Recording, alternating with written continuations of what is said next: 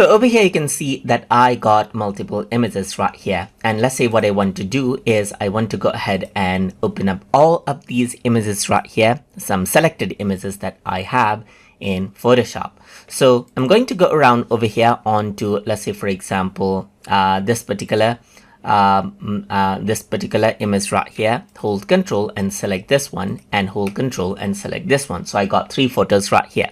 So now in order to open those as layers in Photoshop, you can simply right click over here, go around onto Edit In, and here you can see that Open as Layers in Photoshop is an option. So once you go ahead and do that, what happens is that it opens up Photoshop right here, and then we'll load those 3 images as separate layers in Photoshop. So you need to wait for a while, and then it opens it up right here. So this is layer 0, as you can see, and then it's loading out other images as well. So there's load layers, as you can see right here, and it's loading another image right here, just like this, as another layer, and so forth, as you can see right here.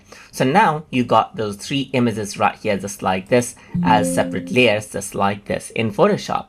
And that is how you can edit in Photoshop as layered Photoshop file from Lightroom. So I hope you guys learned something as always. And as always, please like, comment, share, and subscribe.